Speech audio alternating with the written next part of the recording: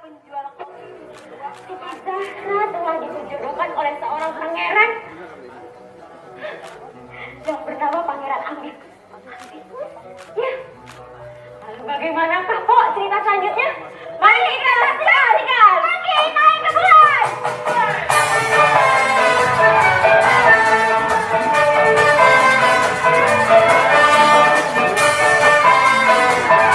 Yang namanya lenong itu wajib hukumnya diiringi oleh musik yang namanya gambang kromong.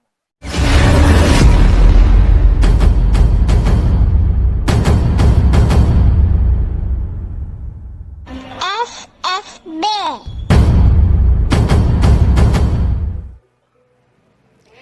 Sebuah pertunjukan lenong identik sepaket dengan iringan musik gambang kromong.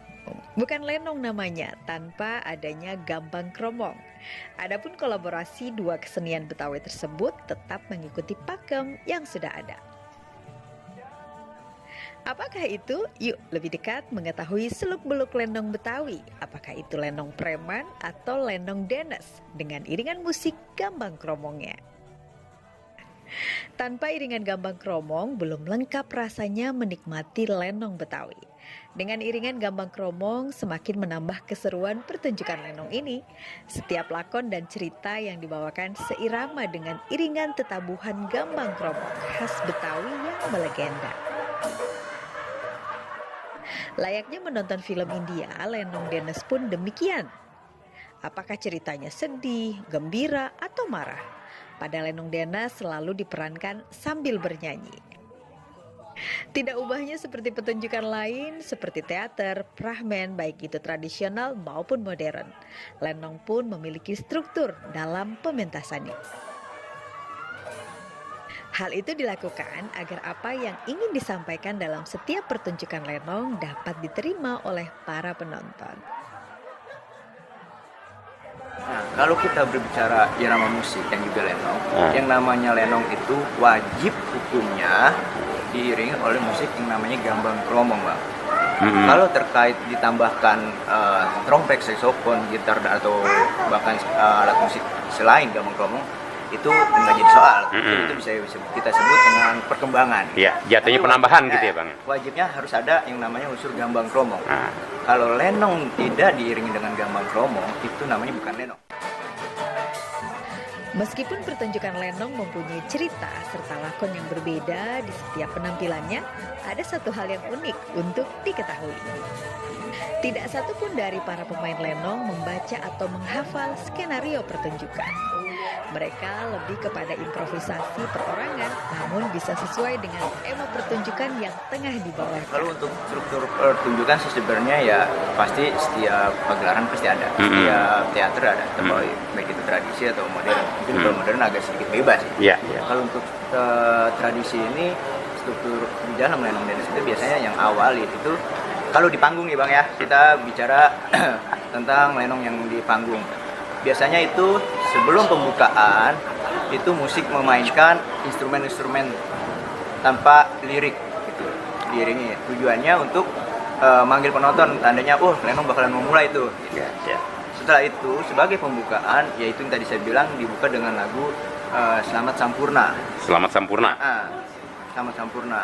Kemudian sambil menunggu teman-teman mengatur cerita dan juga bermake up, pasti diisi dengan lagu-lagu dulu, lagu humor. Nanti setelah teman-teman siap, cerita udah siap, baru dimulai dengan pertunjukan lenong denes gitu. Keren banget ya. Tidak ubahnya seperti pertunjukan lain, lenong denes bagi kalangan masyarakat Betawi dianggap tontonan bagi kaum berkelas, lebih kepada kalangan intelektual. Ragam busana yang dikenakan sesuai dengan peran yang dibawakan setiap tokohnya. Membuat penonton tertawa tidaklah semudah saat kita menikmati lawak atau guyonan. Karena selain improvisasi dialog yang tepat, karakter yang diperankan pun bisa mengocok perut penontonnya.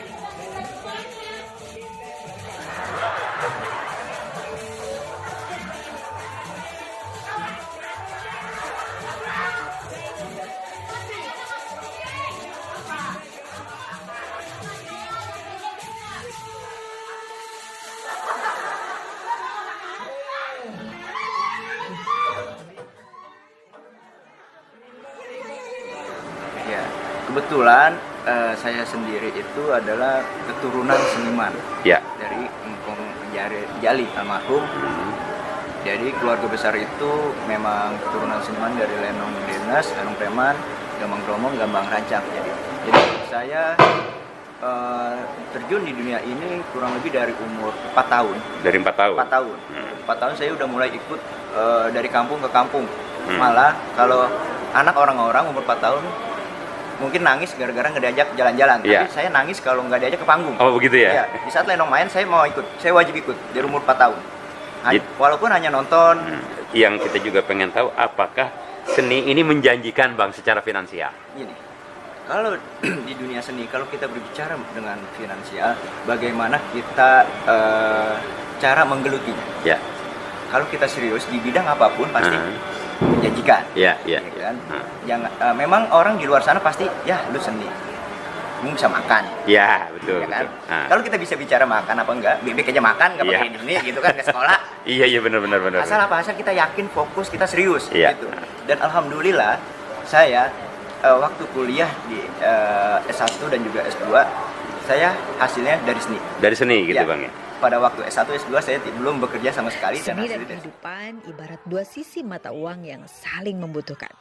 Jangan anggap rendah seni atau para pelakunya. Bagi sebagian orang mungkin beranggapan jangan pernah menggantungkan hidup kepada seni. Namun tidak demikian yang terjadi. Beberapa pelaku seni bahkan tidak sedikit yang bisa menjadikan seni sebagai profesi untuk mencapai tujuan hidup. Apapun anggapan Anda itu sangatlah bijak jika melihat seni sebagai pertanda sebuah peradaban yang kian hari kian berubah seiring berkembangnya zaman. Mari kita cintai seni dan budaya sebagai keanekaragaman bangsa Indonesia yang dikenal dengan ratusan suku dari Aceh hingga Papua.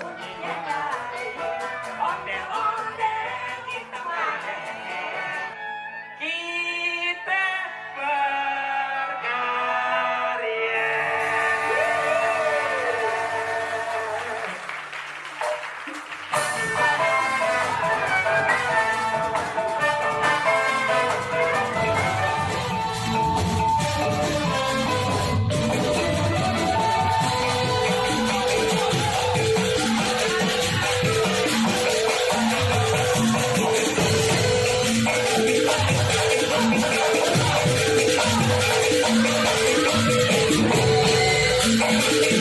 back.